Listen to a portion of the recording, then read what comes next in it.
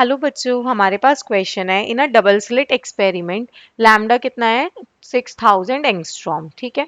The zero order and 10th order maxima fall at 12.34 millimetre and 14.3 millimetre 73 millimetre from a particular reference point. किसी एक reference point से इतना maxima आपका डल रहा है जीरो ऑर्डर और 10th ऑर्डर का।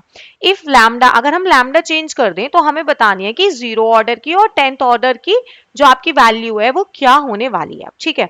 तो हमें केस वन में क्या दे रखा है, केस वन में लैम्डा हमें दे रखा है 6000 एंगस्ट्रॉम का। ठीक है। फॉर जीरो ऑर्डर मैक्सिमा हमें वैल्यू दे रखी है जीरो ऑर्डर के लिए 12.34 मिलीमीटर।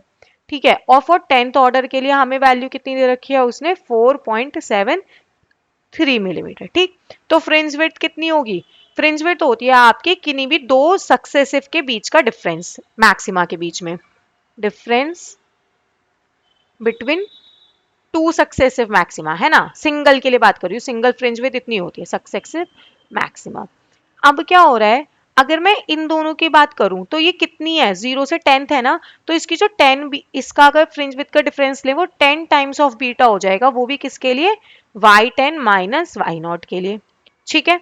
तो बीटा की वैल्यू कितनी आ जाएगी यहाँ से 14.73 माइनस 12.34 डिवाइडेड बाय 10।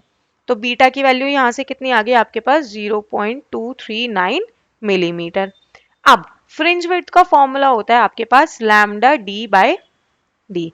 एक चीज बताओ, उसने सिर्फ क्या चेंज करने के लिए बोला है, हमसे वेवलेंथ चेंज करने के लिए बोला है, बाकी कोई वैल्यू चेंज करने के लिए नहीं बोली। मतलब डी और डी ये दोनों टर्म्स क्या होने वाली हैं आपकी, कांस्टेंट होने वाली हैं।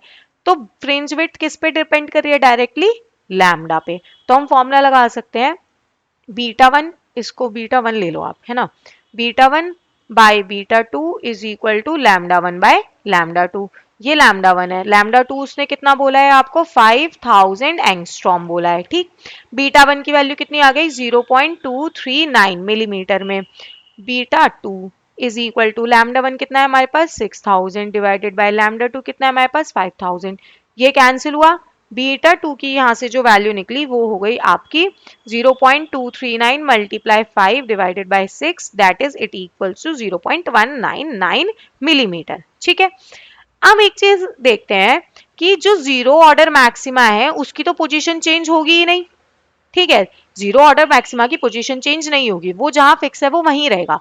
मतलब वाई जीरो तो आपका अभी भी फिक्स है कितना 12.34 मिलीमीटर पे। डैश की बात कर लेते हैं, इसका मतलब 10th वाले की पोजीशन कुछ चेंज हुई होगी, वो हम निकाल लेते हैं। तो सेम सेम ही कॉन्सेप्ट यूज होगा, tan beta two is equal to Y 10 dash 10th minus Y zero dash. ठीक है।